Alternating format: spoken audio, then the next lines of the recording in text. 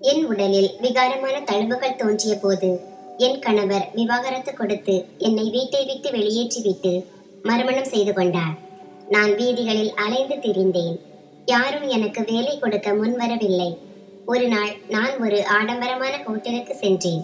வேலை கிடைப்பதற்காக என் உடலை நன்றாக மறைத்து கொண்டு அங்கு பாத்திரம் கழுவும் வேலையில் சேர்ந்தேன். ஒரு நாள் ஹோட்டல் உரிமையாளர் சமையலறையை பார்வையிட வந்தார். திடீரென்று அவர் பார்வை என் கையில் இருந்த தழும்புகள் மீது விழுந்தது. அவருடனே முன்னே வந்து என் கையை பிடித்து கொண்டு ஒரு விஷயத்தை சொன்னார். அந்த நிமிடம் என் தலைமேல் வானமே இடிந்து விழுந்தது போல் உணர்ந்தேன். என் பெயர் சித்ரா. நான் மௌனமாக என் அறையில் அமர்ந்து என் கையை பார்த்து கொண்டிருந்தேன். அங்கு பல விகாரமான தழும்புகள் இருந்தன. கண்களில் கண்ணீருடன் நான் தொடர்ந்து அந்த தழும்புகளை தேய்த்து கொண்டிருந்தேன். ஒரு பெண்ணாக நான் மிகுந்த வேதனையை அனுபவித்துக் கொண்டிருந்தேன். நான் பார்ப்பதற்கு மிகவும் அழகாக இருப்பேன். என் கணவர் எப்போதும் என் அழகை பார்த்து என் மீதே பித்தாக இருப்பார். என்னை மறைத்து வைக்க வேண்டும் என்று அவர் நினைப்பார். ஆனால் திடீரென்று ஏற்பட்ட இந்த நிலைமை என்னை மிகவும் கவலையடைய செய்தது. நான் நம்பிக்கையற்ற பார்வையில் என் கைகளை பார்த்து கொண்டிருந்த போது திடீரென்று அறையின் கதவு திறந்து என் மாமியார் உள்ளே நுழைந்தார். அவரை பார்த்ததும் நான் உடனடியாக என் துப்பட்டாவை சரி செய்து கொண்டேன். அவர் ஒரு பெண், அதுவும் படித்த விவேகமான பெண் என்று சொல்லிக் கொண்டாலும் நான் அவருக்கு மரியாதை கொடுக்க தெரிந்தவள். அவர் வந்த உடனேயே என் முகத்தில் ஆயிரக்கணக்கான ரூபாய் நோட்டுகளை வீசினார். என்னை பார்த்து, மாலை என் மகன் வந்ததும் அவனிடம் விவாகரத்து வாங்கி கொண்டு என் வீட்டை விட்டு வெளியேறிவிடு. உனக்கு என்ன நோய் வந்திருக்கிறது என்று தெரியவில்லை. உன்னால் என் மகனுக்கும் அந்த நோய் தொற்றிக்கொள்ளும். உன்னுடைய இந்த செயல்களால் என் மகனுக்கு ஏதேனும் நேர்வதை நான் விரும்பவில்லை என்றார். அவருடைய பேச்சை கேட்டு நான் அதிர்ச்சியில், நீங்கள் சொல்வது எனக்கு புரியவில்லை. நீங்கள் என்ன பேசுகிறீர்கள்? நான் டாக்டரிடம் போய்க் கொண்டிருக்கிறேன் என்று நான் என் பேச்சை முடிப்பதற்கு முன்னே அவர் குறுக்கிட்டு கத்தினார். உனக்கு எய்ட்ஸ் வந்திருக்கிறது என்று எனக்கு தெரியும். உன்னை போன்ற பெண்கள் இந்த சமுதாயத்திற்கே ஒரு சாபம்.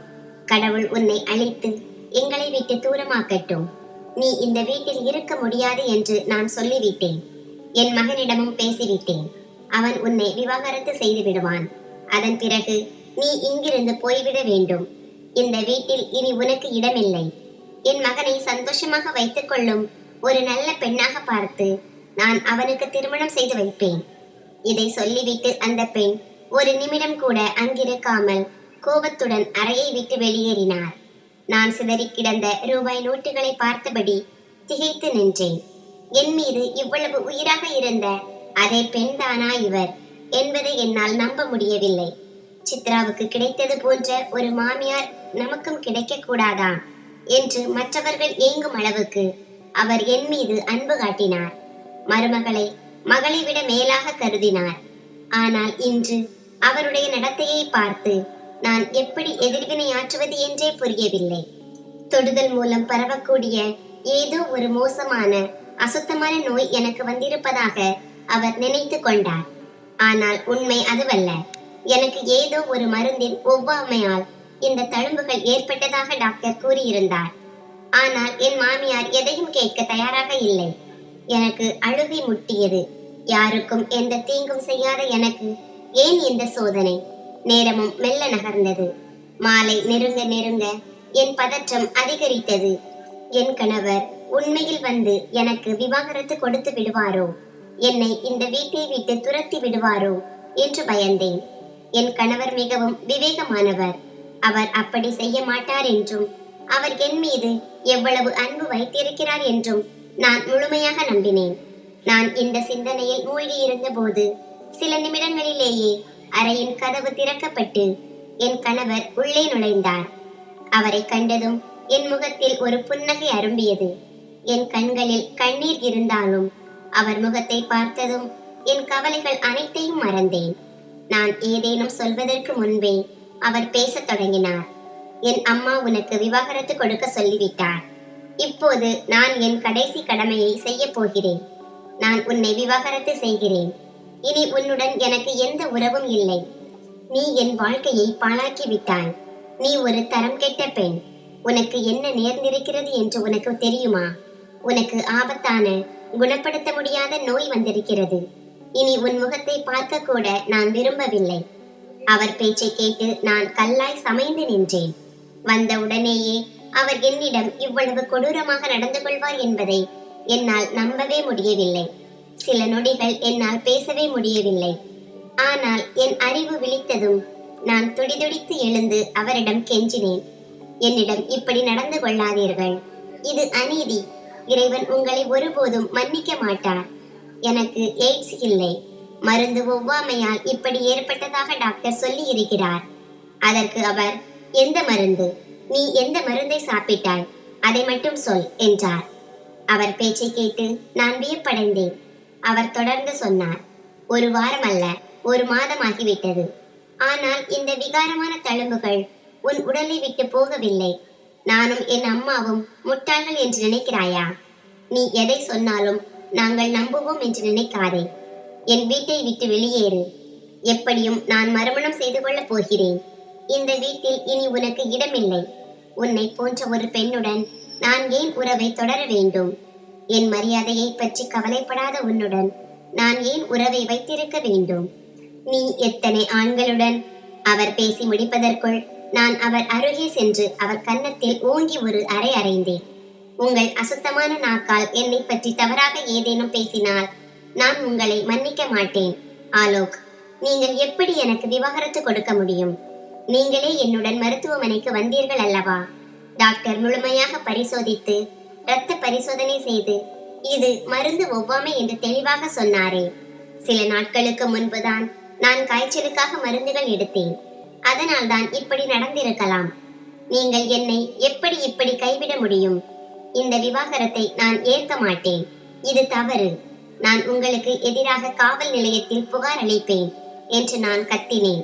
அப்போது அவர் திடீரென அலமாரியை திறந்து என் சூட்கேஸை எடுத்து அதில் என் துணிகளை திணிக்கத் தொடங்கினார். என்னை பார்த்து, இந்த பர்னிச்சர், இந்த சோஃபா எல்லாம் என்னுடையது. உன் அம்மா உனக்கு வரதட்சணையாக இந்த ஒரு சூட்கேஸை மட்டும்தான் கொடுத்தார். அதில் உன் துணிகளை வைத்து இங்கிருந்து போ. நான் வீண் பேச்சுகளை கேட்க விரும்பவில்லை. நீ இப்போது எனக்கு ஒரு சுமை. என் வருங்கால மனைவி என் அம்மாவின் அறையில் அமர்ந்திருக்கிறாள். அவளுக்கு இந்த வீட்டில் உன் இருப்பு துளி கூட பிடிக்கவில்லை. இதோ விவாகரத்து பத்திரங்கள். இதில் கையெழுத்து போட்டுவிட்டு இங்கிருந்து தொலைந்து போ. நான் இதையெல்லாம் முன்பே தயார் செய்து விட்டேன். ஏனென்றால் உன்னை இனி என்னால் பொறுத்து கொள்ள முடியாது. நான் அப்படியே உறைந்து போய் நின்றேன். அவர் ஒரு நொடியில் என் பையை தயார் செய்து என் முன்னால் எறிந்தார். ஏதோ பிச்சை போடுவது போல சில ரூபாய்களை கொடுத்தார். என் கையில் பையை திணித்து என் கையை பிடித்து இழுத்து கொண்டு வெளியே வந்தார். அந்த அதிர்ச்சியில் நான் செயலற்று போனேன். நேற்று வரை என் மீது உயிரையே வைத்திருந்த அதே மனிதனா இவர்? என் மீது உயிரையே வைத்திருந்த அந்த மனிதன் இன்று என்னை வீட்டை விட்டு அடித்து துரத்தி கொண்டிருந்தார். நான் எதையும் உணரும் முன்பே அவர் என் பையை தூக்கி தெருவில் எறிந்தார். என்னை பிடித்து வெளியே தள்ளியபடி, என் வீட்டு வாசலுக்கு இனி வராதே. இன்று உன்னை அமைதியாக வெளியேற்றுகிறேன். அடுத்த முறை வந்தால் இந்த தெருவை பார்க்கும்படி உன்னை அசிங்கப்படுத்துவேன். உன் முகத்தை எடுத்துக்கொண்டு இங்கிருந்து தொலைந்து போ என்றார். நான் திகைத்து நின்றேன். அவர் என் முகத்திற்கு நேராக கதவை சாத்தினார். அப்போதுதான் எனக்கு புத்தி வந்தது. நான் கதவை தட்டியபடி கதறினேன். கதவை திறங்கள் ஆலோக். என்னிடம் இப்படி செய்யாதீர்கள். நான் உங்களை மன்னிக்க மாட்டேன். எனக்கு எய்ட்ஸ் இல்லை.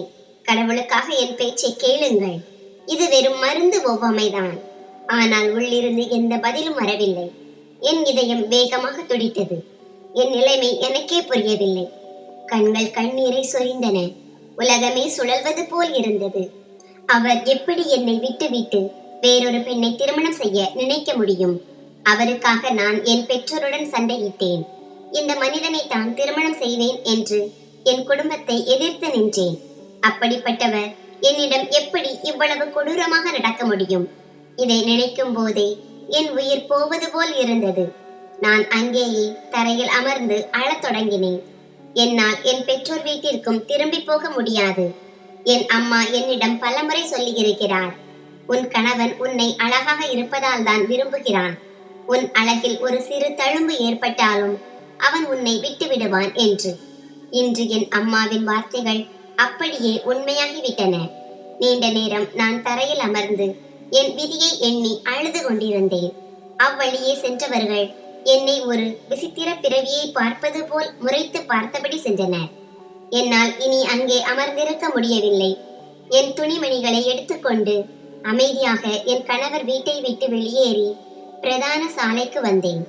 வாகனங்கள் அங்கும் இங்கும் சென்று கொண்டிருந்தன. என் கணவர் கொடுத்த சுமார் 8000 முதல் 10,000 ரூபாய் பணம் என்னிடம் இருந்தது.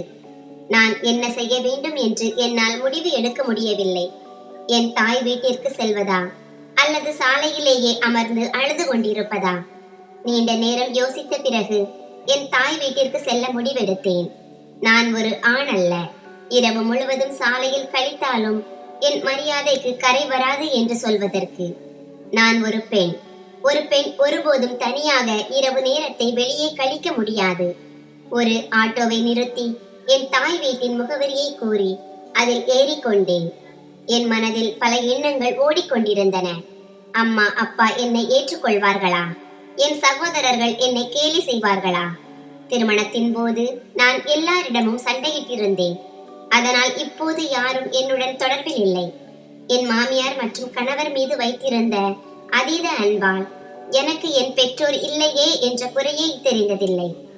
ஆனால் இப்போது ஒட்டுமொத்த உலகமே என்னை கைவிட்ட போது எனக்கு என் பெற்றோர் மட்டுமே நினைவுக்கு வந்தனர். நீண்ட பயணத்திற்கு பிறகு நான் என் வீட்டை அடைந்தேன். ஆட்டோக்காரருக்கு பணம் கொடுத்து விட்டு என் வீட்டு வாசலில் நின்று கதறி அழுதேன். 2 ஆண்டுகளுக்கு முன்பு இந்த வாசற்படியை தாண்டும் போது மீண்டும் ஒருபோதும் இங்கு திரும்பி வரமாட்டேன். என் வாழ்க்கை முழுவதையும் என் கணவர் வீட்டிலேயே கழிப்பேன் என்று உறுதியாக இருந்தேன். ஆனால் 2 ஆண்டுகளுக்கு பிறகு காலம் மீண்டும் சுழலும் என்றும் அதே வாசற்படியில் நின்று கொண்டு இனி இதை தாண்டி எங்கும் செல்ல மாட்டேன், எனக்கு யாருடைய துணையும் தேவையில்லை என்று யோசிப்பேன் என்றும் நான் நினைக்கவில்லை. படபடக்கும் இதயத்துடன் நான் அழைப்பு மணியை அழுத்தினேன். சில நிமிடங்களுக்கு பிறகு கதவை என் அண்ணி திறந்தார். என்னை பார்த்ததுமே அவர் முகத்தை சுளித்துக் கொண்டு உள்ளே சென்று விட்டார். நான் கல்லாய் சமைந்து அங்கேயே நின்றேன். உள்ளே செல்வதா அல்லது வாசலில் இருந்தே திரும்பி போவதா என்று எனக்கு புரியவில்லை. அவருடைய நடத்தை எனக்கு உள்ளே என்ன மாதிரியான மரியாதை கிடைக்கப் போகிறது என்பதை உணர்த்திவிட்டது. இதயத்தை தேற்றிக்கொண்டு நான் உள்ளே நுழைந்தேன். வரவேற்பறையில் என் அம்மா அப்பா அண்ணன் மற்றும் அண்ணி அமர்ந்திருந்தனர். நான் அனைவருக்கும் வணக்கம் சொன்னேன். என் அம்மா சட்டென்று எழுந்து நின்று, அப்படியே நில், வீட்டிற்குள் நுழைய வேண்டிய அவசியமில்லை என்றார். உனக்கு என்ன நோய் வந்திருக்கிறது என்பதை உன் மாமியார் போன் செய்து கூறிவிட்டார். உன்னை என் மகள் என்று சொல்லவே எனக்கு வெட்கமாக இருக்கிறது. நீ உன் கணவனை மட்டும்தான் காதலிக்கிறாய் என்று நினைத்தேன். ஆனால் நீ இவ்வளவு தரம் கெட்டவளாக இருப்பாய் என்று நான் கனவிலும் நினைக்கவில்லை. அவர் பேச்சை கேட்டு நான் துடிதுடித்து போனேன். அம்மா, உங்களுக்கு சொல்லப்பட்ட அந்த நோய் எனக்கு இல்லை. கடவுள் சாட்சியாக என்னுடன் மருத்துவமனைக்கு வாருங்கள். எனக்கு ஒரு மருந்தின் ஒவ்வாமையால் தான் இந்த தழும்புகள் வந்தன என்று டாக்டரே சொல்வார். அதற்காக எனக்கு ஏதோ கொடூரமான நோய் வந்துவிட்டது என்று அர்த்தமில்லை. நான் பேசி முடிப்பதற்குள் என் அண்ணி கத்தினார். இங்கே நின்று பேசுவதற்கு கூட உனக்கு தகுதி இல்லை. இங்கிருந்து போய் விடுவதுதான் உனக்கு நல்லது. எனக்கு சிறிய பெண் குழந்தைகளும் மகன்களும் இருக்கிறார்கள். கடவுளே, உன்னால் என் குழந்தைகளுக்கும் ஏதேனும் ஆகிவிட்டால் நான் என்ன செய்வேன்? இங்கிருந்து போ. இந்த வீட்டில் உனக்கு இடமில்லை. இவள் இந்த வீட்டிற்குள் இருந்தால் நான் இருக்க மாட்டேன் என்று என் அண்ணனை பார்த்து சத்தமிட்டார். என் அண்ணன் தன் இடத்திலிருந்து எழுந்து நின்று, உன் மீது என் உயிரையே வைத்திருந்தேன். ஆனால் உன்னை இந்த வீட்டிற்குள் நுழைய இனி நான் அனுமதிக்க மாட்டேன். நீ ஒரு அசுத்தமான பெண்ணாகிவிட்டாய். உனக்கு ஒரு கௌரவமான அண்ணன், தந்தை, கணவன், மாமியார், அம்மா என அனைவரும் இருப்பது நினைவில் இல்லையா? உனக்கு வெறும் சுகம் மட்டுமே வேண்டியிருந்தது. இப்போது அந்த சுகத்திற்கு தண்டனையாக இந்த நோயை அனுபவி. இங்கிருந்து போ. அம்மா, இவளை வீட்டை விட்டு வெளியேற சொல்லுங்கள். அந்த நிமிடம் என் உலகமே நொறுங்கி போனது. என் சொந்த ரத்தமே என்னிடம் இப்படி நடந்து கொள்வதை என்னால் நம்ப முடியவில்லை. கணவரும் மாமியாரும் அந்நியர்கள். அவர்கள் செய்த துரோகம் கூட இவ்வளவு வலிக்கவில்லை. ஆனால் என் சொந்தங்கள் செய்த இந்த செயல் என்னை சிதைத்து விட்டது. நான் அழுது கொண்டே கெஞ்சினேன். அம்மா, இப்படி செய்யாதீர்கள். கடவுள் சத்தியமாக சொல்கிறேன், எனக்கு எய்ட்ஸ் இல்லை. ஏன் என் பேச்சை நம்ப மறுக்கிறீர்கள்? நான் எந்த அந்நிய ஆடவனையும் சந்திக்கவில்லை. எனக்கு என் கணவருடன் மட்டும்தான் தொடர்பு இருந்தது. என் பேச்சை கேட்ட என் அம்மா சொன்னார், அப்படியானால் உன் கணவனுக்கு ஏன் எய்ட்ஸ் வரவில்லை? அவர் முகத்திலும் கை கால்களிலும் ஏன் இந்த விகாரமான தழும்புகள் வரவில்லை? உனக்கு அவரோடு மட்டும்தான் தொடர்பு இருந்திருந்தால் இந்த துன்பம் உனக்கு மட்டும் வந்திருக்காது. நீ வேறு ஆண்களையும் சந்திக்கிறாய். அவர் பேச்சை கேட்டு நான் துடித்தேன். நீங்கள் சொல்வது சரிதான் அம்மா. குறைந்தது இதையாவது யோசித்து பாருங்கள். எனக்கு எய்ட்ஸ் போன்ற நோய் இருந்தால் அது என் கணவருக்கு ஏன் பரவவில்லை? கடந்த 1 மாதமாக நான் இந்த வேதனையில் இருக்கிறேன். நாங்கள் இருவரும் ஒன்றாகவே இருந்தோம். ஒருவருக்கொருவர் பொருட்களை பகிர்ந்து கொண்டோம். அவர் என் அருகில் வந்திருக்கிறார். எதையாவது யோசித்து பாருங்கள். நான் மேற்கொண்டு ஏதோ சொல்ல முயன்ற போது என் அண்ணி கத்தினார். அத்தை, இவள் எவ்வளவு நேரம் இங்கே நிற்கிறாளோ அவ்வளவு தூரம் கிருமிகள் பரவும். இவளை இங்கிருந்து அனுப்பிவிடுங்கள். நினைத்தாலே எனக்கு அச்சமாக இருக்கிறது. இவள் போன பிறகு வீடு முழுவதையும் கழுவ வேண்டும் என்று என் அண்ணி சொன்னார். என் அம்மாவும், ஆமாம், இங்கிருந்து போ. உன் வீண் பேச்சுகளை என்னால் கேட்க முடியாது. இங்கே சிறு குழந்தைகள் இருக்கிறார்கள். அவர்களுக்கு ஏதேனும் ஆகிவிட்டால் நாங்கள் என்ன செய்வோம்? இங்கிருந்து வெளியேறு என்றார். நான் என் அப்பாவை பார்த்தேன். அவர் மௌனமாக அமர்ந்திருந்தார். நான் அவரை நோக்கி நகர முயன்ற போது என் அண்ணன் கத்தினார். அப்பா அருகில் செல்லாதே, அவருக்கும் இந்த நோய் தொற்றிக்கொள்ளும். நான் துடித்தபடி சொன்னேன், அப்பா, ஏதாவது பேசுங்கள். நான் உங்கள் மகள். ஒரு தந்தை தன் பிள்ளைகளுக்காக உயிரையே கொடுப்பார் அல்லவா? என் வேதனையை நீங்கள் உணரவில்லையா? நான் உண்மையைத்தான் சொல்கிறேன் அப்பா. எனக்கு எந்த நோயும் இல்லை. இது வெறும் மருந்து ஒவ்வாமைதான். மற்றவர்கள் புரிந்து கொள்ளவில்லை. நீங்களாவது என்னை புரிந்து கொள்ளுங்கள். என் பேச்சை கேட்டு அவர் தலையை நிமிர்த்தினார். மிகவும் நிதானமாக சொன்னார், அனைவரும் சொல்வது சரிதான். உன் உடலில் இருக்கும் இந்த தழும்புகள் உனக்கு எய்ட்ஸ் இருப்பதற்கான அடையாளம். நான் பெருமையாக கருதிய என் மகள் இப்படி ஒரு காரியத்தை செய்வாள் என்று என்னால் நம்பவே முடியவில்லை. உன் அண்ணனும் அம்மாவும் சொல்வது முற்றிலும் சரி. இன்றிலிருந்து நீ எங்களுக்கு இறந்து விட்டாய். என் வீட்டை விட்டு வெளியேறு. உன் இருப்பை இந்த வாசற்படியில் கூட என்னால் இனி பொறுத்து கொள்ள முடியாது என்று கூறிவிட்டு அவர் தன் அறைக்கு சென்று விட்டார். நான் ஒரு கல் துண்டை போல சமைந்து நின்றேன். என் உடலில் உயிர் இருப்பதே எனக்கு தெரியவில்லை. என் அம்மாவை பார்த்தேன். அவர் முகத்தை திருப்பிக் கொண்டு சென்று விட்டார். அண்ணன் மற்றும் அண்ணியை பார்க்கும் துணிச்சல் கூட எனக்கு இல்லை. அடுத்து என்ன செய்வது என்று தெரியாமல் நான் மௌனமாக நின்றேன். சில நொடிகள் கழித்து என் அண்ணனின் குரல் மீண்டும் கேட்டது. உனக்கு காது கேட்கவில்லையா? இங்கிருந்து போ. இந்த வீட்டில் உனக்கு இடமில்லை. இன்னும் எவ்வளவு அவமானப்பட போகிறாய்?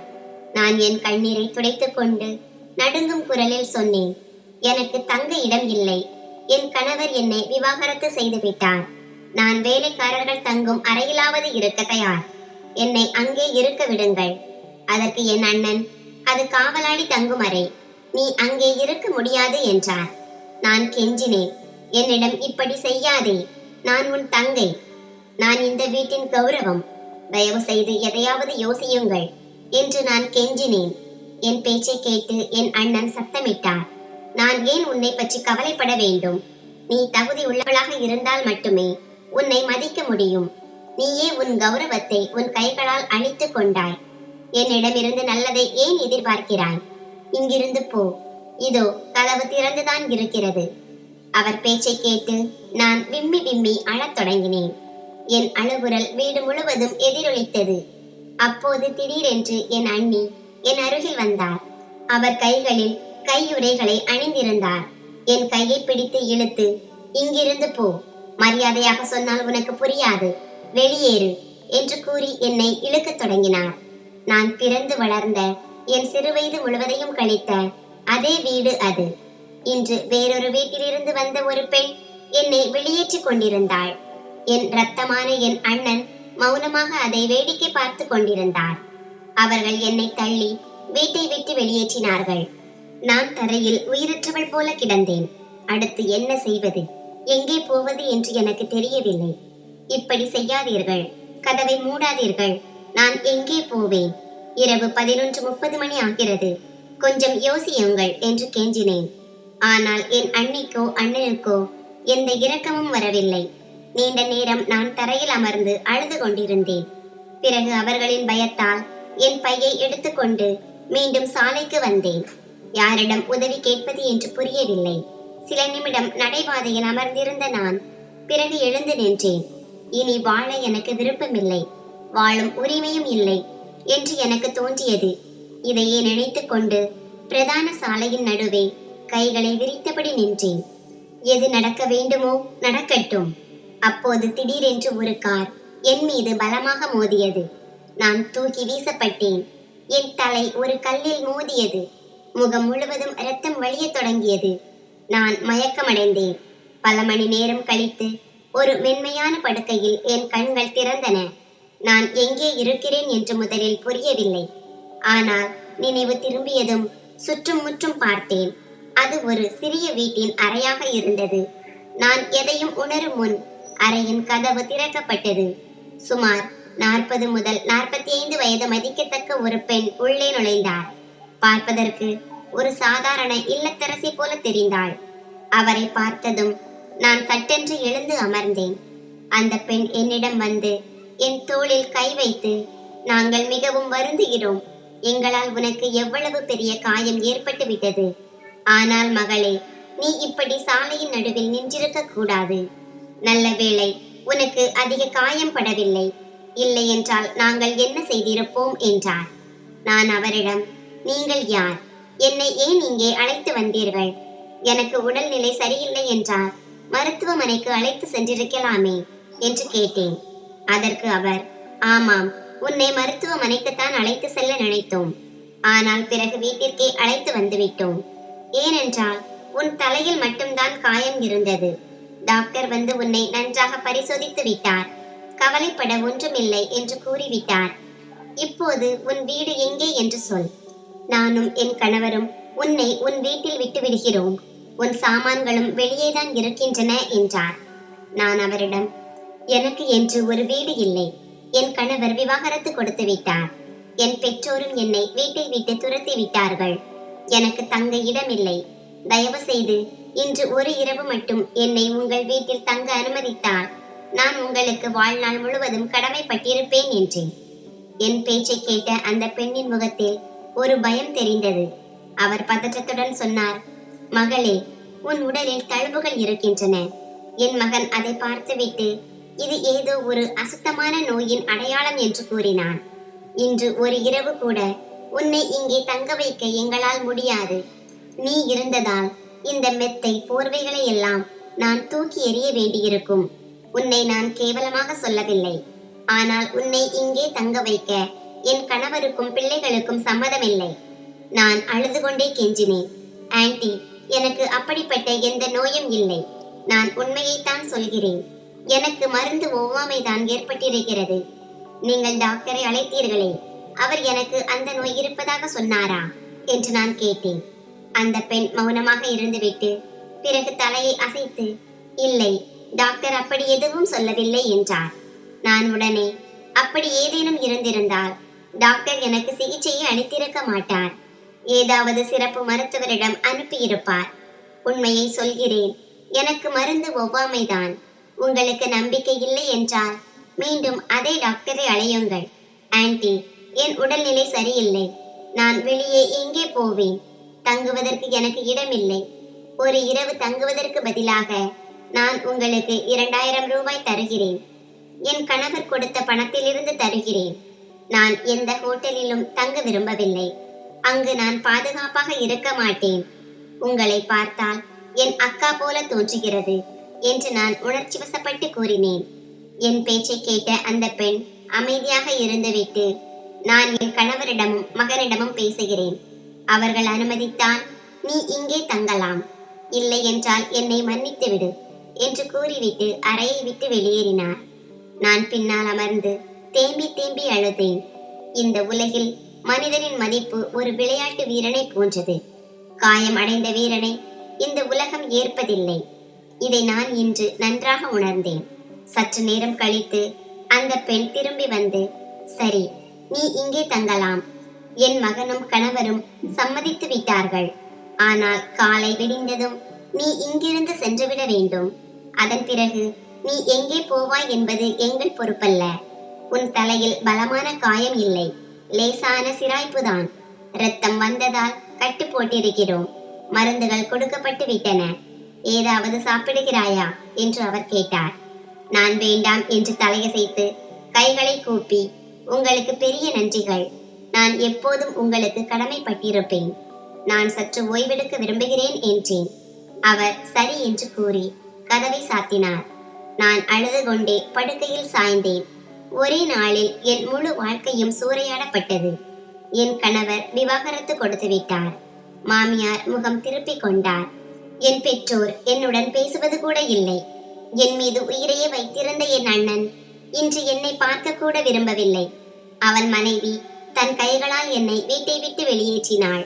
அவனோ எதையும் பேசாமல் நின்றான். இதை நினைக்கும் போதே என் உடல் நடுங்கியது.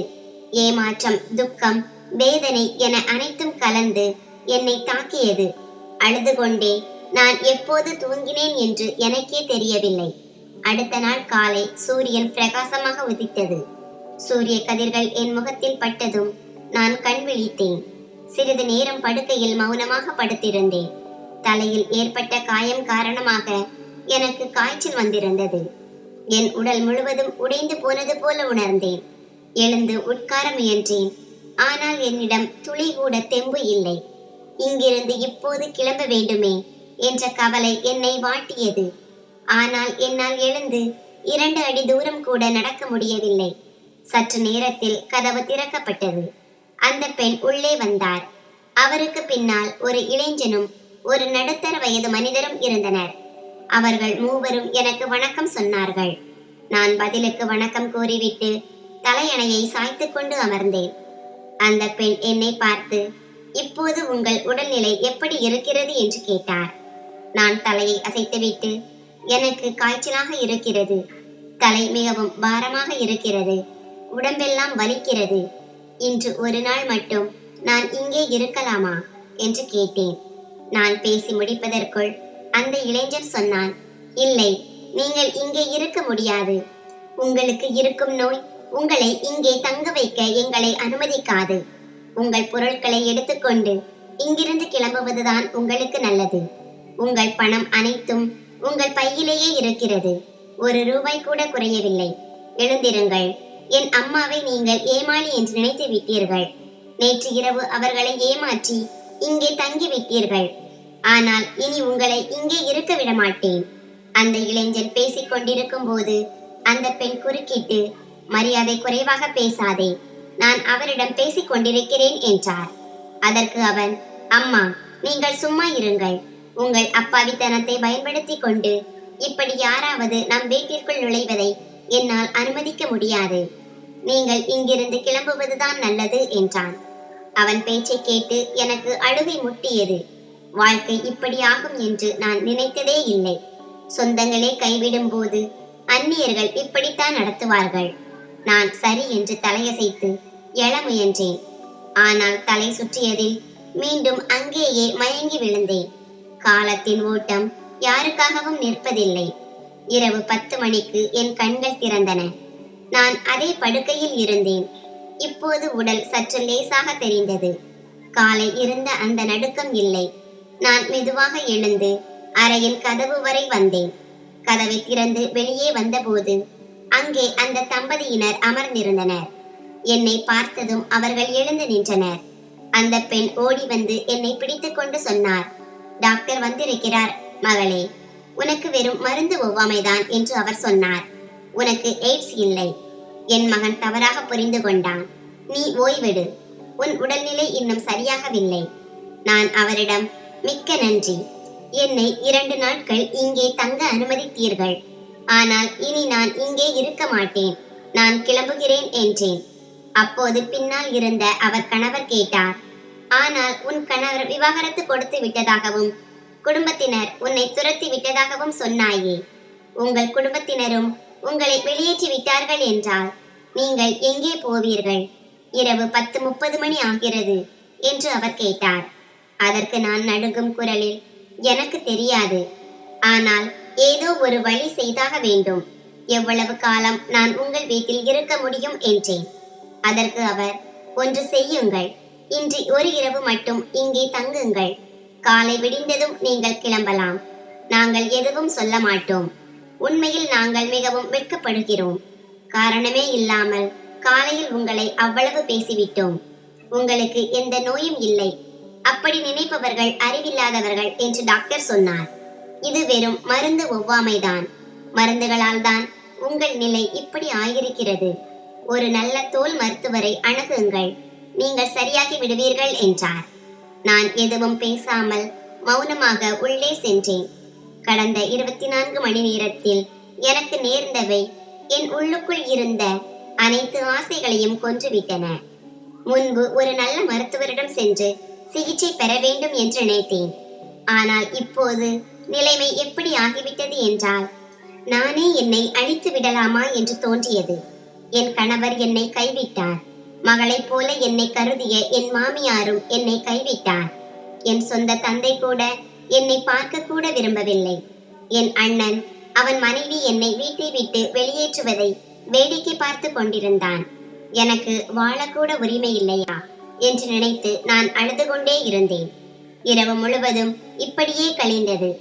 அடுத்த நாள் காலை 11 மணிக்கு அவர்களுடன் காலை உணவு சாப்பிட்டுவிட்டு என் எதிர்காலத்தை தீர்மானிக்க அந்த வீட்டை விட்டு புறப்பட்டேன். எங்கே போவது, யாரை சந்திப்பேன் என்று எனக்கு தெரியவில்லை. ஆனால் எங்காவது வேலை செய்து என் வாழ்க்கையை நகர்த்த வேண்டும் என்று மனதிற்குள் உறுதி பூண்டேன். இப்போது நான் ஏதேனும் செய்தாக வேண்டும். என் நோய்க்கும் சிகிச்சை பெற வேண்டும். என்னிடம் பணம் இருந்தது. என் கணவர் கொடுத்த பணத்தில் இருந்து நான் ஒரு பைசா கூட இன்னும் செலவு செய்யவில்லை. நீண்ட நேரம் சாலைகளில் அலைந்து திரிந்த பிறகு ஒரு கடையில் ஒரு பெரிய போர்வையை வாங்கினேன். என் முகம் மற்றும் உடல் முழுவதையும் யாரும் பார்க்காதபடி நன்றாக மூடிக்கொண்டேன். ஒரு பெரிய ஆடம்பரமான ஹோட்டலை நோக்கி சென்றேன். அங்கே தங்க இடமும் வேலையும் கிடைக்கும் என்ற நம்பிக்கையில் சென்றேன். இறைவன் என் வேண்டுதலை கேட்டார். நான் வேலையை பற்றி பேசிய போது பாத்திரம் கழுவும் வேலை எனக்கு கிடைத்தது. அங்கேயே தங்குவதற்கும் இடம் கிடைத்தது. அங்கே பல வேலையாட்கள் தங்கியிருந்தனர். அவர்களில் 2 பெண்கள் மட்டுமே இருந்தனர். மற்றவர்கள் ஆண்கள். ஆனால் எனக்கு அது ஒரு பொருட்டாக தெரியவில்லை. எனக்கு தேவை தங்குவதற்கு ஒரு இடம் மட்டுமே. அவர்கள் கொடுத்த சீருடை என் கை கால்களை முழுமையாக மறைத்தது. முகத்தை ஒரு மாஸ்க் கொண்டு மூடிக்கொண்டேன்.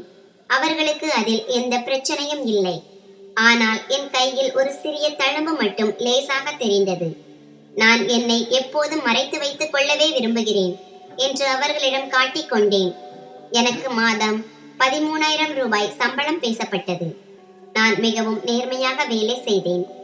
பாத்திரங்களை வைரம் போல மின்னும் அளவிற்கு தேய்த்து விடுவேன். நாள் முழுவதும் பாத்திரங்கள் கழுவுவதிலேயே கழிந்தது. கைகள் மிகவும் வலிக்கும். ஆனால் என்ன செய்வது, சகித்துக் கொள்ளத்தான் வேண்டும். இன்று காலை முதலே என் உடல்நிலை ஒரு மாதிரியாக இருந்தது. இங்கே வேலைக்கு சேர்ந்து 2 வாரங்கள் ஆகிவிட்டன. இதுவரை என்னால் டாக்டரிடம் செல்ல முடியவில்லை. விடுப்பு கிடைக்கவில்லை. அந்த தழும்புகள் அதிகமாகவில்லை என்பது மட்டுமே எனக்கு ஆறுதலாக இருந்தது. இன்று நான் வேலையில் மூழ்கி இருந்த போது ஹோட்டல் உரிமையாளர் சமையலறையை பார்வையிட வருகிறார் என்ற அறிவிப்பு வந்தது. எல்லாரும் தங்கள் இடங்களை தயார் செய்தார்கள். மேலாளர் என்னிடம் வந்து, உங்கள் கையுறைகளை கழற்றுங்கள். உங்களை மறைத்துக் கொள்வது உங்களுக்கு பிடிக்கும் என்று எங்களுக்கு தெரியும். ஆனால் இன்று நீங்கள் இதை புரிந்து கொள்ள வேண்டும். உரிமையாளர் இந்த விஷயங்களில் மிகவும் கண்டிப்பானவர். அவர் இதற்கு அனுமதி தரமாட்டார் என்றார். அவர் பேச்சை கேட்டு நான் நடுங்கினேன். பயந்து கொண்டே கையுறைகளை கழற்றினேன். என் கையில் 2 தழும்புகள் தெரிந்தன. அது யாருடைய கண்ணிலாவது பட்டு விடுமோ என்று நான் அஞ்சினேன். அரை மணி நேரம் கழித்து மேலாளர் வந்து, சார் வருகிறார் என்றார். எல்லாரும் தங்கள் வேலையில் மும்முரமாக இருப்பது போல காட்டிக்கொண்டனர். நான் கவனமாக பாத்திரங்களை கழுவினேன். அவர் வந்ததும் அனைவரும் நேராக நின்று அவருக்கு வணக்கம் சொன்னார்கள். நானும் அவரை பார்த்து வணக்கம் சொல்லிவிட்டு மீண்டும் வேலையில் இறங்கினேன். அந்த உரிமையாளர் மிகவும் கனிவான சுபாவம் கொண்டவர் போல தெரிந்தது. அவர் பார்வை என் மீது விழுந்தது. அவர் என்னை பார்த்து, இந்த பெண் புதிதாக வந்திருப்பவர் போல தெரிகிறது, நான் சொல்வது சரிதானே என்று கேட்டார். மேலாளர் என்னை பற்றி விளக்கத் தொடங்கினார். அப்போது என் இதயம் பயத்தில் படபடவென்று அடித்துக் கொண்டிருந்தது. ஏனோ தெரியவில்லை, எனக்குள் ஒரு விசித்திரமான பதற்றம் ஏற்பட்டது. அவர் இப்போது என் அருகிலேயே வந்து கொண்டிருந்தார். என் இதயம் இன்னும் வேகமாக துடித்தது. அவர் ஏதோ சொல்ல முற்பட்ட போது திடீரென்று என் கையை பிடித்துக் கொண்டார். நான் சட்டென்று திரும்பினேன். அவர் என்னை பார்த்து, உன் பெயர் சித்ராதானே என்று கேட்டார். இது எனக்கு பெரும் அதிர்ச்சியாக இருந்தது. ஏனென்றால் மேலாளர் என் பெயரை அவரிடம் சொல்லவே இல்லை. நான் ஆமாம் என்று தலையசைத்தேன். உடனே அவர், உன் கையில் இருக்கும் இந்த தழும்புகள் எதனால் வந்தவை என்று உனக்கு தெரியுமா என்று கேட்டார். நான் மெதுவாக, சார், இது மருந்து ஒவ்வாமையால் வந்தது. நான் இதற்கு சிகிச்சை எடுத்து வருகிறேன். எனக்கு எய்ட்ஸ் நோய் இல்லை என்றேன்.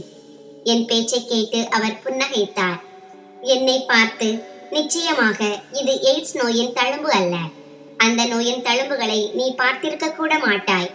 உண்மையில் நான் உன்னிடம் ஒன்று சொல்ல வேண்டும். நீ என் கேபினுக்கு வா, அங்கே அமர்ந்து பேசலாம் என்றார். அவர் பேசும்போது குரல் தடுதடுத்தது. அவர் இயல்பாக இருக்க முயற்சிப்பது போலவே தெரிந்தது.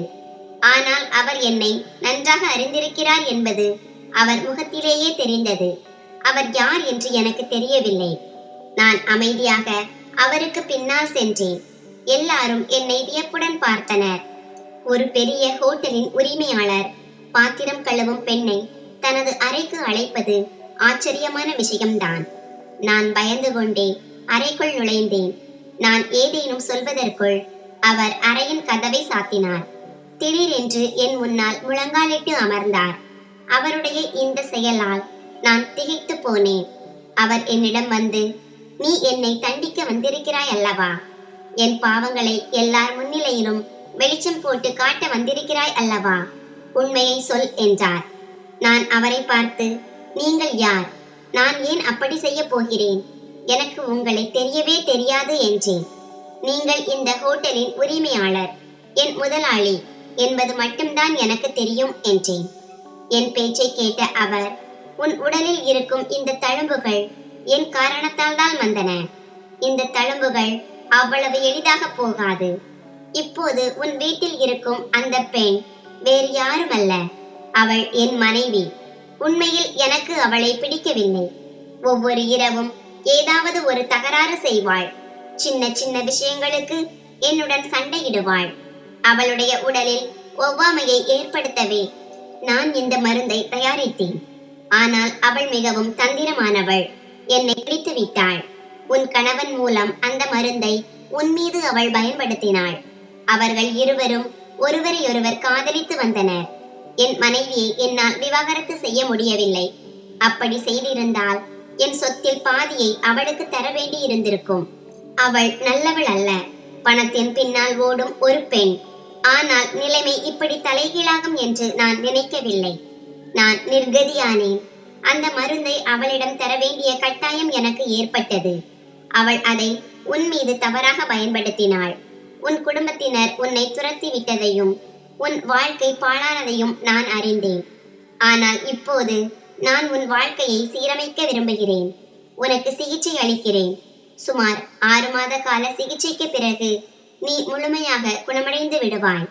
அதன் பிறகு நான் உன்னை திருமணம் செய்து கொள்கிறேன். உனக்கு சம்மதமா என்று கேட்டார். நான் அதிர்ச்சியில், நீங்கள் என்ன பேசுகிறீர்கள்? உங்கள் மனைவி பணத்தாசை பிடித்தவள் என்கிறீர்கள். ஆனால் என் கணவரிடம் பணம் இல்லையே என்றேன். அதற்கு அவர், உன் கணவரிடம் பணம் இல்லைதான், ஆனால் அவன்தான் அவளுடைய முதல் காதல். இருவரும் கல்லூரி காலத்திலிருந்தே காதலித்து வந்தனர். என் மனைவி ஒரு சாதாரண பெண் அல்ல. அவளிடம் நிறைய பணம் இருக்கிறது. எனக்கு பணத்தை விட என் மீது அன்பு காட்டும் ஒரு பெண்தான் வேண்டும் என்றார். சிறிது நேரம் என்னால் எதுவும் பேச முடியவில்லை. நான் அங்கிருந்து கிளம்பினேன். அப்போது அவருக்கு எந்த பதிலும் சொல்லவில்லை. ஆனால் அந்த ஹோட்டல் உரிமையாளர் விக்ரம் எனக்கு சிகிச்சை அளிக்க தொடங்கினார். எனக்காக ஒரு தனி வீட்டை ஏற்பாடு செய்து தந்தார். அங்கே 6 மாதங்கள் எனக்கு சிகிச்சை நடந்தது. மெல்ல மெல்ல என் உடலில் இருந்த தழும்புகள் மறையத் தொடங்கின. நான் மீண்டும் பழையபடி அழகான பெண்ணாக மாறினேன். எங்கும் ஒரு வடு கூட இல்லை. அதன் பிறகு விக்ரம் மீண்டும் என்னிடம் திருமணத்தை பற்றி பேசினார். நான் அவரை திருமணம் செய்து கொண்டேன். திருமணத்திற்கு பிறகு என் குடும்பத்தினர் எவ்வளவு தவறாக இருந்தார்கள் என்பதை அவர்களுக்கு உணர்த்த ஒரு முறை என் வீட்டிற்கு சென்றேன். என் அண்ணன், அம்மா, அப்பா மற்றும் அண்ணி என அனைவரும் என்னிடம் மன்னிப்பு கேட்டார்கள். ஆனால் நான் யாரையும் மன்னிக்கவில்லை. அவர்களால் நான் அனுபவித்த வேதனையை அந்த இறைவன் மட்டுமே அறிவார். எனக்கு அடைக்கலம் கொடுத்த அந்த குடும்பத்திற்கு நான் நன்றிகளையும் பிரார்த்தனைகளையும் தெரிவித்தேன். அவர்களுக்கு பண உதவியும் செய்தேன்.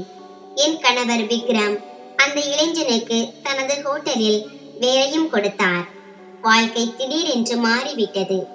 விக்ரம் என் மீது காட்டிய அன்பிற்கு எல்லையே இல்லை. நானும் அவரை மனதார நேசித்தேன். ஏனென்றால் எனக்கு தெரியாத கசப்பான உண்மையை அவர் எனக்கு காட்டினார். என் கணவர் ஆலோக் என்னை நேசிப்பதாக நான் நினைத்தேன். ஆனால் அது உண்மை இல்லை. விக்ரம் மூலம் என் கண்களை மூடியிருந்த திரை விலகியது. அவர் திருமணத்திற்கு சம்மதம் கேட்ட பிறகு என் வாழ்க்கை ஒரு புதிய திசையை நோக்கி திரும்பியது. ஆனால் உண்மையை சொல்ல போனால் உண்மையான கதை அதற்கு பிறகுதான் தொடங்கியது.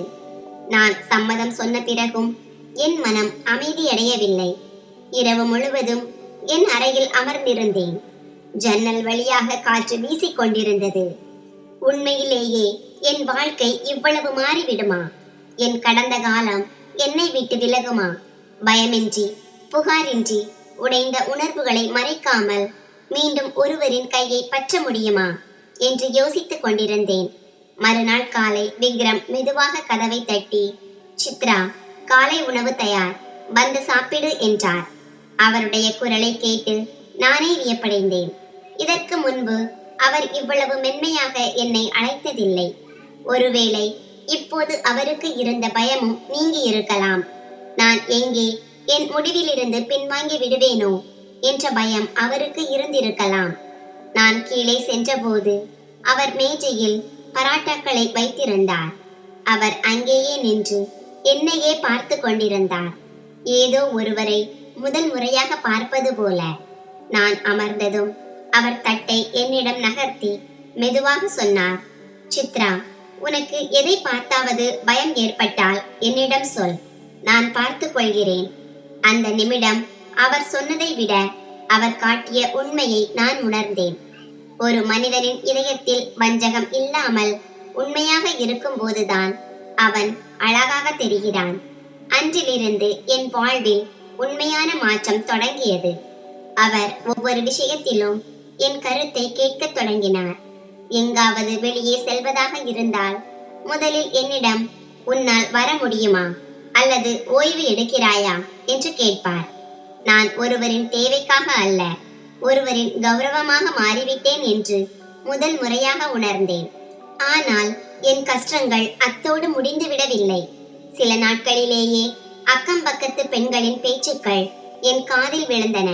பாருங்கள், தழும்புகள் மறைந்ததும் இப்போது 2ஆம் வாழ்க்கையை தொடங்குகிறாள் என்று ஒருத்தி சொன்னாள்.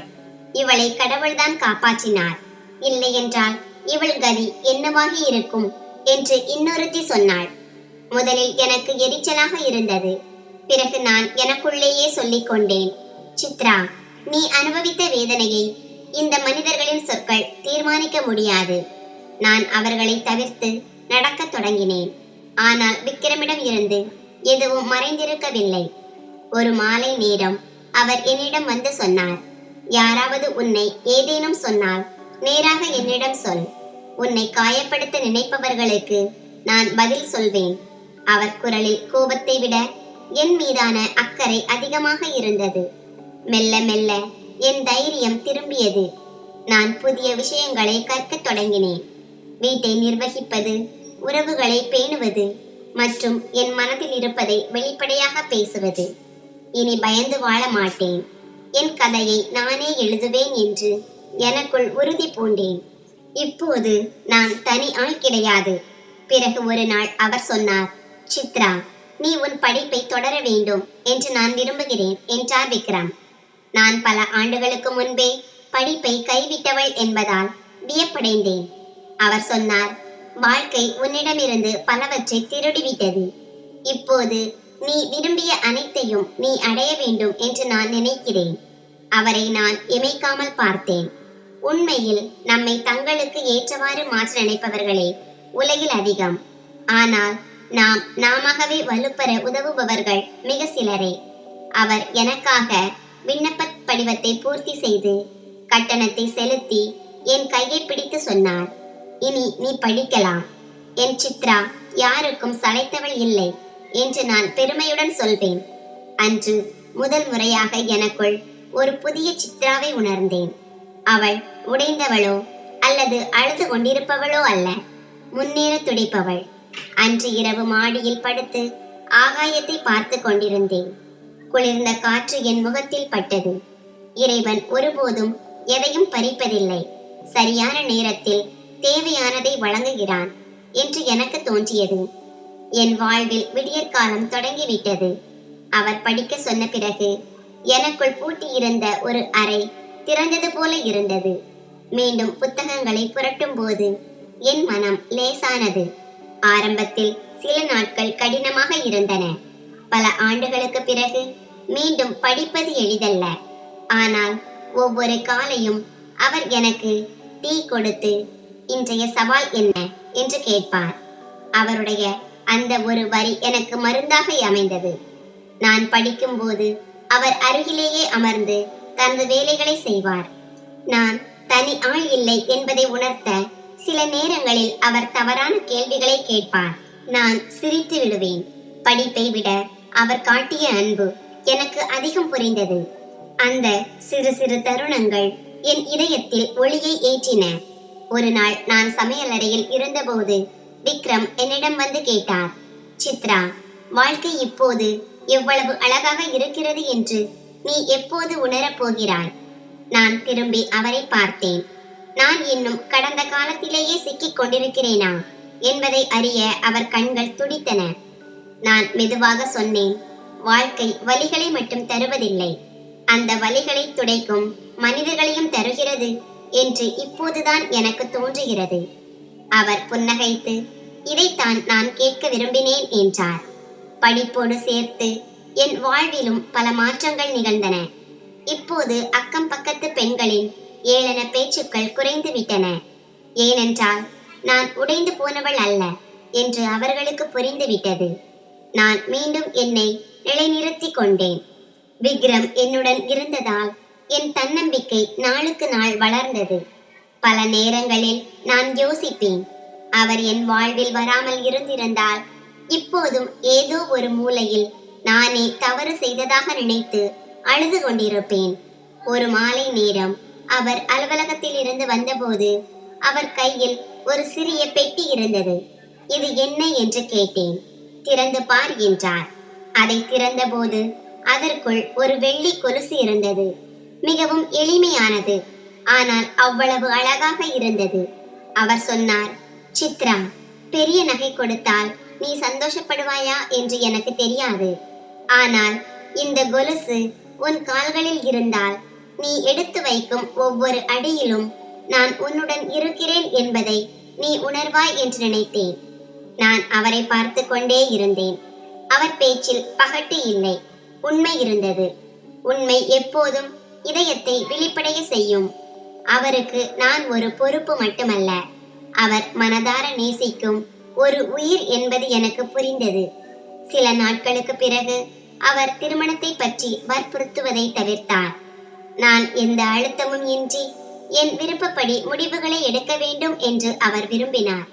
ஒரு நாள் நான் படித்துக் கொண்டிருந்த போது விக்ரம் மெதுவாக என்னிடம் கேட்டார், சித்ரா, ஒரு கேள்வி கேட்கட்டுமா? நான் சரி என்றேன். அவர் கேட்டார், நாளை நான் உன் குடும்பத்தினரை சந்திக்க சென்றால் நீ என்னுடன் வருவாயா? நான் புத்தகங்களை மூடிவிட்டு அவரை பார்த்தேன்.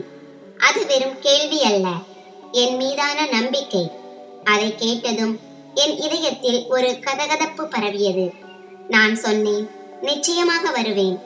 ஏனென்றால் இப்போது எனக்கு எதை கண்டும் பயமில்லை.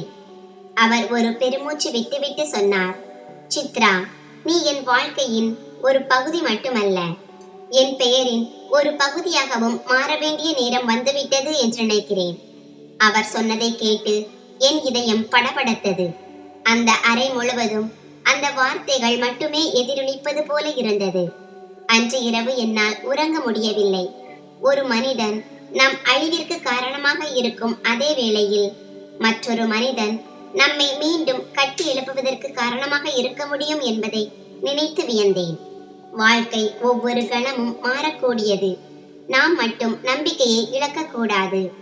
மறுநாள் காலை விக்ரம் சொன்னார், தயாராகிக் கொள், இன்று நாம் உன் வீட்டிற்கு செல்கிறோம். என் இதயம் மிக வேகமாக துடித்தது. நான் தயாராகி முதல் முறையாக கண்ணாடியில் என்னை பார்த்து புன்னகைத்தேன். நாங்கள் என் வீட்டிற்கு சென்றபோது இது என் வாழ்க்கையின் ஒரு பெரிய தேர்வு மட்டுமல்ல, ஒரு பரீட்சையாகவும் எனக்கு தோன்றியது. கதவு திறக்கப்பட்டது. என் அம்மா முதலில் அவரை பார்த்தார், பிறகு என்னை பார்த்தார். என்ன நடக்கப் போகிறது என்பதை புரிந்து கொள்ள அவர் முயன்றார். நான் அவர் கண்களை நேராக பார்த்து சொன்னேன், அம்மா, நான் உடைந்த நிலையில் இருந்தபோது எனக்கு ஆதரவளித்தவர் இவர்தான். என் பலவீனங்கள் அனைத்தையும் ஏற்றுக்கொண்டவர். இன்று அவர் உங்களிடம் என் வாழ்க்கையை கேட்க வந்திருக்கிறார். அம்மாவின் கண்கள் கலங்கின. அப்பா அவரை அமர சொன்னார். அவர் மிகவும் எளிமையாக சொன்னார், அங்கிள், சித்ராவை நான் என் வீட்டிற்கு மட்டுமல்ல, என் இதயத்திற்கு அழைத்து செல்ல விரும்புகிறேன். அவளுக்கு தேவையான அனைத்து மகிழ்ச்சியையும் என்னால் கொடுக்க முடியும் என்ற நம்பிக்கை எனக்கு இருக்கிறது என்று விக்ரம் கூறினார். அவர் வார்த்தைகளில் இருந்த உண்மை அந்த அறையையே நிசப்தமாக்கியது. அப்பா சொன்னார், என் மகள் நீதான் அவளுக்கு சரியானவன் என்று நம்பினார். எனக்கும் எந்த ஆட்சேபனையும் இல்லை. அந்த நிமிடம் என் தோள்களில் இருந்த பல ஆண்டுகால பாரம் இறங்கியது போல உணர்ந்தேன். நான் அழக்கூடாது என்று நினைத்தேன். ஆனால் கண்ணீர் தானாக வழிந்தது. அவர் என்னை பார்த்த விதம் உலகிலேயே ஒரு விலை மதிப்பற்ற பொருளை பார்ப்பது போல இருந்தது. அன்றுதான் முதல் முறையாக என் வாழ்க்கை எனக்கே சொந்தமானது போல தோன்றியது. அதன் பிறகு திருமண ஏற்பாடுகள் தொடங்கின. என் வீடு விளக்குகளால் அலங்கரிக்கப்பட்டிருந்தது. ஒவ்வொரு பொருளும் என் புதிய வாழ்வின் தொடக்கத்தை கொண்டாடுவது போல தெரிந்தது. அம்மா ஒவ்வொரு சிறிய விஷயத்தையும் கவனித்துக் கொண்டார். அப்பா அவரை கடைக்கு சென்று எனக்கு பிடித்தமான லெஹங்காவை வாங்கி வந்தார். நான் அதை உடுத்திய போது அவர் சொன்னார், நீ இன்று உண்மையிலேயே மிக அழகாக இருக்கிறாய். அந்த வார்த்தைகள் என் ஆன்மாவை தொட்டன. ஏனென்றால் ஒரு காலத்தில் என் நிலையை கண்டு என்னை குற்றவாளியாக கருதிய அதே அப்பாதான் அவர். திருமணத்தன்று என் மனம் விசித்திரமான அமைதியுடன் இருந்தது. ஒரு நீண்ட பயணத்திற்கு பிறகு இறுதியாக என் இலக்கை அடைந்தது போல உணர்ந்தேன். சிவப்பு நிற லெஹங்காவில் நான் அமர்ந்திருந்தேன். மருதாணியால் அலங்கரிக்கப்பட்ட என் கைகள் லேசாக நடுங்கின. அப்போது என் தோழிகள் மாப்பிள்ளை வந்துவிட்டார் என்று கூறினர். நான் மெதுவாக வெளியே பார்த்தேன். அவர் குதிரையில் வரவில்லை, மிகவும் எளிமையாக நடந்து வந்தார். எனக்கு ஆரவாரம் பிடிக்காது. சித்ரா என்னிடம் வரும்போது அமைதியை உணர வேண்டும் என்று அவர் ஏற்கனவே சொல்லி இருந்தார். அவர் தூய்மையான குர்தா அணிந்திருந்தார். அவர் கண்கள் என்னை தேடிக் கொண்டிருந்தன. திருமண கூட்டத்திலும் அவர் முகம் மிகவும் அமைதியாக இருந்தது. அவருக்கு இது வெறும் சடங்கு அல்ல, இரு இதயங்களின் சங்கமம். மணமேடையில் அவர் என்னை பார்த்தார். நான் அவரை பார்த்தேன். இருவர் கண்களிலும் அதே விசித்திரமான அதே அமைதி, அதே நெருக்கம், அதே நம்பிக்கை. ஐயர் மந்திரங்களை ஓதிக் கொண்டிருந்தார். ஒவ்வொரு சுற்றுக்கும் என் இதயம் லேசாகிக் கொண்டே வந்தது. ஒவ்வொரு அடியிலும் என் வலியை பின்னால் விட்டு செல்வது போல உணர்ந்தேன். அவர் என் நெற்றியில் குங்குமம் வைத்த போது என் மூச்சே நின்றது போல இருந்தது. ஒரு கணம் என் முழு வாழ்க்கையுமே அந்த சிவப்பு நிறத்தில் அடங்கிவிட்டது போல தோன்றியது. அந்த தருணத்தின் ஆழத்தை அவரும் உணர்ந்ததால் அவர் விரல்கள் லேசாக நடுங்கின. பிறகு அவர் என் காதருகை குனிந்து மெதுவாக சொன்னார், சித்ரா, இன்றுடன் உன் வாழ்க்கையின் அனைத்து துன்பங்களும் முடிந்துவிட்டன. இனி மகிழ்ச்சி மட்டுமே இருக்கும். விடைபெறும் நேரம் வந்தபோது நான் அழுதேன், ஒவ்வொரு பெண்ணும் அழுவது போல. ஆனால் இன்று என் கண்களில் பயம் இல்லை, ஒரு விசித்திரமான நிம்மதி இருந்தது. நான் என் வீட்டை விட்டு பிரியவில்லை, என் கடந்த காலத்திலிருந்து விடை பெற்றுக் கொண்டிருந்தேன். அவர் என் கையை பிடித்து சொன்னார், சித்ரா, இனி நீ செல்லும் இடத்தில் உனக்கு எந்த காயமும் ஏற்படாது. அவருடைய வீடு மிக பெரியது அல்ல, ஆனால் அங்கு எனக்கான இடம் மிக பெரியதாக இருந்தது. அவருடைய அம்மா என்னை கட்டி அணைத்து, மகளே, நீ எங்கள் வீட்டிற்கு வெளிச்சத்தை கொண்டு வந்திருக்கிறாய் என்றார். பல ஆண்டுகளாக நான் ஏங்கிய அந்த அன்பை அவர் அரவணைப்பில் உணர்ந்தேன். முதல் இரவு நாங்கள் எந்த வீண் பேச்சுகளோ அல்லது செயற்கையான செயல்களோ செய்யவில்லை. அவர் என் அருகில் அமர்ந்து சொன்னார், சித்ரா, நான் எவ்வளவு சிறந்த கணவனாக இருப்பேன் என்று எனக்கு தெரியாது. ஆனால் ஒன்று மட்டும் உறுதி, நீ ஒருபோதும் தனிமையாக உணர மாட்டாய். இனி பயந்து தூங்க மாட்டாய். உன்னை ஒருபோதும் குறைத்து மதிப்பிடாதே. நீ சோர்வடையும் போது என் கையை பிடித்துக்கொள். நான் எப்போதும் உன்னுடன் இருப்பேன். நான் அவர் கையை பற்றி கொண்டு முதல் முறையாக பயமின்றி அவர் தோளில் தலை சாய்த்தேன். என் வாழ்நாள் முழுவதும் நான் தேடிய அந்த தருணம் இன்று எனக்கு கிடைத்து விட்டது. காலம் ஓடியது. நான் படிப்பை தொடர்ந்தேன். விக்ரம் ஒவ்வொரு அடியிலும் எனக்கு துணையாக இருந்தார். நான் தேர்வில் தேர்ச்சி பெற்ற போது அவர் நான் உலகிலேயே ஒரு பெரிய வெற்றியை அடைந்தது போல விக்ரம் என்னை பார்த்தார். அவர் சொன்னார், சித்ரா, நீ உன்னையே வென்று விட்டாய். அதுதான் மிகப்பெரிய விஷயம். இப்போது ஒவ்வொரு காலையும் நான் அவர் அருகில் விழிக்கும் போது இறைவனுக்கு நன்றி சொல்கிறேன். என்னை அந்த நரகத்திலிருந்து மீட்டு மரியாதை, அன்பு மற்றும் அமைதி நிறைந்த இந்த இடத்திற்கு கொண்டு வந்ததற்காக. சில நேரங்களில் நான் கண்ணாடியில் என்னை பார்க்கும்போது வலி நிறைந்த என் பழைய கண்களை நினைத்து பார்க்கிறேன். ஆனால் இப்போது அதே கண்கள் பிரகாசிக்கின்றன. ஏனென்றால் உடைந்து போன என்னை சீரமைத்து அன்பு காட்ட ஒரு நபர் கிடைத்து விட்டார். வாழ்க்கையில் இனி எதுவுமே மிஞ்சவில்லை என்று நாம் நினைக்கும் அந்த இடத்தில்தான் வாழ்க்கை மிக அழகாக மாறத் தொடங்குகிறது. இறைவன் ஒருபோதும் தாமதிப்பதில்லை. மகிழ்ச்சி வரும்போது அதை தாங்கிக் கொள்ளும் அளவிற்கு நம்மை அவர் வலிமையாக்குகிறார். வலிகள் நம்மை வீழ்த்துவதற்காக வருவதில்லை, சரியான மனிதரிடம் கொண்டு சேர்ப்பதற்காகவே வருகின்றன. சரியான மனிதன் கிடைத்து விட்டால் இந்த உலகமே சிறியதாக தோன்றும். 2 இதயங்களே முழு உலகமாகிவிடும். விக்ரமுடன் கழித்த இந்த இனிய நாட்கள் என்னை மிகவும் வலிமையாகிவிட்டன. இப்போது என் கடந்த காலத்தை என்னால் பயமின்றி எதிர்கொள்ள முடியும். ஆனால் விதி இன்னும் ஒரு கடைசி பக்கத்தை திருப்ப வேண்டியிருந்தது. ஒரு மதிய நேரம் நானும் விக்ரமும் எங்கள் வீட்டு தோட்டத்தில் அமர்ந்து டீ குடித்துக் கொண்டிருந்தோம். அப்போது வெளியே ஒரு கார் நின்றது. வாசலில் 2 பேர் நின்றனர். அவர்களை பார்த்ததும் என் கையில் இருந்த டீ கோப்பை கீழே விழ பார்த்தது. அவர்கள் என் முன்னாள் கணவர் ஆலோக் மற்றும் என் முன்னாள் மாமியார். ஆலோக்கின் நிலையை பார்த்தால் அடையாளம் காண்பதே கடினமாக இருந்தது. அவன் கண்கள் குழி விழுந்து முகம் பொலிவிழந்து காணப்பட்டது. ஒரு காலத்தில் என்னை அடக்கி ஆண்ட அந்த மாமியார் இன்று மிகவும் பரிதாபமாக தெரிந்தார். என்னை பார்த்ததும் ஆலோக்கின் அம்மா என் காலில் விழுந்தார். சித்ரா, எங்களை மன்னித்துவிடு மகளே. உனக்கு நாங்கள் செய்த பாவத்திற்கு தண்டனை கிடைத்து விட்டது. அவர் விம்மி விம்மி அழத் தொடங்கினார். ஆலோக் மௌனமாக நின்றான். அவன் கண்கள் தரையை விட்டு உயரவில்லை. விக்ரம் நிதானமாக அவர்களை உள்ளே வந்து அமரச் சொன்னார். ஆலோக் நடுங்கும் குரலில் பேசத் தொடங்கினான். எனக்கு எல்லாம் தெரிந்து விட்டது. விக்ரமின் மனைவி என்னை விட்டு பிரிந்து என் பணம் முழுவதையும் அபகரித்து கொண்ட போது அந்த உண்மையை என்னிடம் சொன்னாள். அவளும் அவள் நண்பனும் சேர்ந்து ஆடிய ஆட்டத்தில் நீயும் நானும் வெறும் பொம்மைகளாக இருந்தோம்.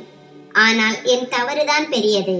என் மனைவியான உன்னை நம்புவதற்கு பதிலாக ஒரு பொய்யான குற்றச்சாட்டை உண்மை என்று நம்பிவிட்டேன். எந்த நோயை சாக்காக வைத்து உன்னை விவாகரத்து செய்தேனோ, இன்று அந்த தனிமையால் நானே மன ரீதியாக பாதிக்கப்பட்டு விட்டேன். எய்ட்ஸ் என்பது உன்னை வீட்டை விட்டு துரத்த பயன்படுத்தப்பட்ட ஒரு ஆயுதம் மட்டுமே என்பது இப்போது எனக்கு புரிந்துவிட்டது. என் முன்னாள் மாமியார் அழுது கொண்டே சொன்னார், நீ அசுத்தமாகி விட்டாய் என்று நாங்கள் நினைத்தோம். ஆனால் உண்மையில் அசுத்தமாக இருந்தது எங்கள் எண்ணங்கள் தான். இன்று ஆலோக்கிடம் பணமும் இல்லை, நிம்மதியும் இல்லை. எங்களை மன்னித்து விடு. நீ மீண்டும் எங்கள் வீட்டிற்கு வருவாயா? இதை கேட்ட விக்ரம் என்னை பார்த்தார். அவர் கண்களில் எந்த பயமும் இல்லை. நான் இனி பலவீனமானவள் அல்ல என்ற நம்பிக்கை மட்டுமே இருந்தது. நான் ஒரு பெருமூச்சு விட்டு மிகவும் அமைதியாக சொன்னேன், அத்தை, நான் இந்த வீட்டின் வாசலில் அடியெடுத்து வைத்த அன்றே உங்களை மன்னித்து விட்டேன்.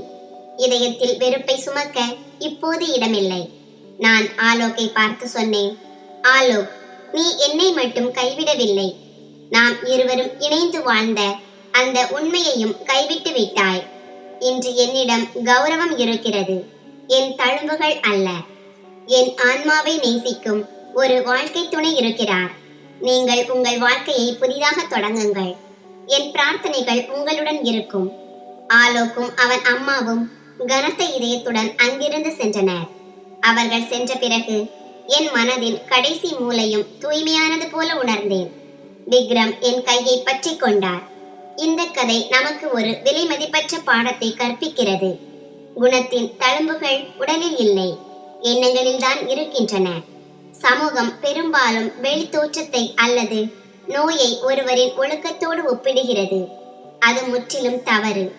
நீங்கள் உண்மையானவராக இருந்தால் காலத்தின் புயல் உங்களை சிறிது காலம் அசைக்கலாமே தவிர அழித்துவிட முடியாது. வாழ்க்கை ஒருபோதும் முடிந்து விடுவதில்லை. ஒரு கதவு அடைக்கப்படும் போது இறைவன் ஒரு ஜன்னலை திறக்கவே செய்கிறான். நாம் நம்மீது நம்பிக்கை வைக்க வேண்டும். இன்று நான் சித்ரா, வெறும் பாத்திரம் கழுவும் பெண்ணோ அல்லது நோய்வாய்ப்பட்டவளோ அல்ல. நான் ஒரு கல்வி கற்ற, கௌரவமான மற்றும் அன்பை பெற்ற பெண். கெட்ட காலம் வருவது நமது உண்மையான வலிமையை நாம் அடையாளம் காண்பதற்காகத்தான். இறுதியில் உங்கள் சிறப்புகளை கண்டு வருவதல்ல அன்பு, உங்கள் குறைகளையும் தழும்புகளையும் ஏற்றுக்கொண்டு அணைப்பதே உண்மையான அன்பு. நண்பர்களே, இந்த கதை உங்களுக்கு எப்படி இருந்தது என்று கருத்து தெரிவிக்கவும். கதை பிடித்திருந்தால் அதை விரும்பி உங்கள் நண்பர்களுடன் பகிர்ந்து கொள்ளுங்கள். இது போன்ற புதிய சுவாரஸ்யமான கதைகளுக்கு எங்கள் சேனலை சப்ஸ்கிரைப் செய்யுங்கள்.